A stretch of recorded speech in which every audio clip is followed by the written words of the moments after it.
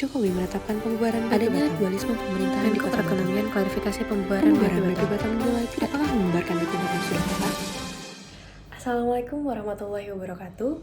Izin memperkenalkan diri, Taruni Politeknik Imigrasi tingkat 3, nama Nishura Divan Salsa, NRT 2018-1532-202. Di sini saya akan mengulas kebijakan pemerintah terkait pembubaran BP Batam. Jadi sebenarnya apa sih BP Batam?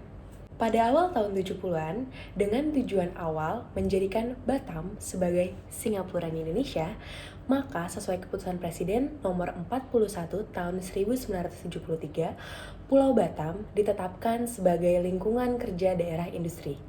Penetapan itu didukung oleh pembentukan Otorita Pengembangan Daerah Industri Pulau Batam atau lebih dikenal dengan sebutan Badan Otorita Batam atau BOB sebagai penggerak pembangunan Batam.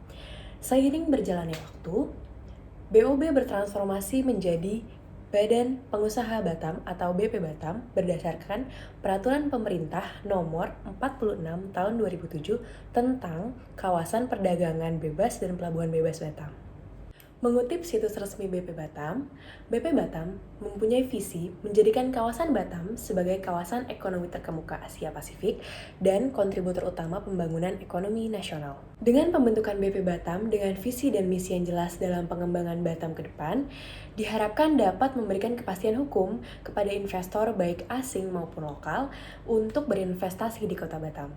Saat ini, BP Batam mendapatkan kewenangan dari pemerintah pusat, khususnya yang menjadi kewenangan Kementerian Perdagangan untuk mengeluarkan perizinan lalu lintas keluar masuk barang. Tidak hanya itu, BP Batam juga membawahi perizinan alokasi lahan, registrasi perusahaan, izin usaha tetap, dan angka pengenal impor terbatas. Meski demikian, cita-cita besar itu dalam mengembangkan Batam tidak berjalan seindah seperti yang diharapkan. Berdasarkan penelusuran yang dilakukan oleh tim riset NSCBC Indonesia, pertumbuhan kota Batam malah mengalami kemunduran, khususnya dalam beberapa tahun terakhir. Hal ini dapat dilihat dari sisi produk domestik regional bruto atau PDRB Kota Batam. Pertumbuhannya terus menurun dalam beberapa tahun terakhir.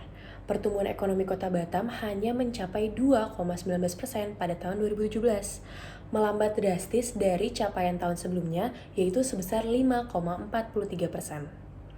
Bahkan, pada tahun 2013, pertumbuhan ekonomi Kota Batam bisa mencapai 7% lebih. Kemunduran ini jelas menjadi catatan merah bagi BP Batam. Pertimbangan selanjutnya pembubaran BP Batam adalah untuk menghilangkan dualisme pengelolaan di kawasan Batam. Jadi nantinya, pengelolaan di Batam akan diserahkan sepenuhnya ke Pemda, dalam hal ini wewenang dari Wali Kota Batam. Begitu juga dengan masalah perizinan, yang selama ini tumpang tindih kewenangan antara BP Batam dan pemerintah kota Batam yang seolah-olah membuat Batam ibaratkan kapal yang mempunyai dua nahkoda.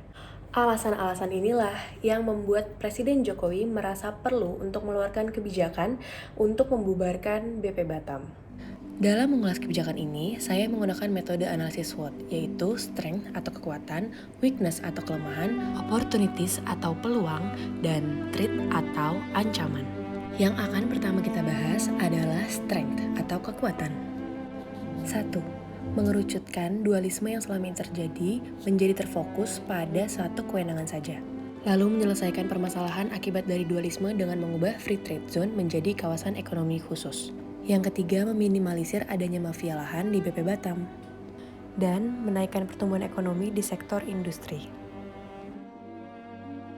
Yang kedua, kita akan membahas weakness atau kelemahan dari kebijakan pembubaran BP Batam ini. Pemerintah harus mempersiapkan aspek legalnya, yang salah satunya adalah pencatatan aset BP Batam yang sudah pasti akan memakan waktu yang cukup lama. Nah, atas keterlambatan ini akan menghambat laju investasi. Selanjutnya, yang ketiga yang akan kita bahas adalah opportunities atau peluang yang dapat diambil dari kebijakan pembubaran BP Batam.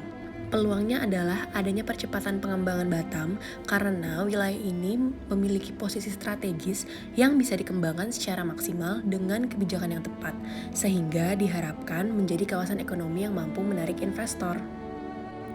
Yang terakhir adalah threat atau ancaman yang mungkin saja ada dari pihak luar. Memungkinkan adanya kelemahan kepastian hukum bagi investor termasuk perizinan, khususnya di sektor infrastruktur dan pelabuhan.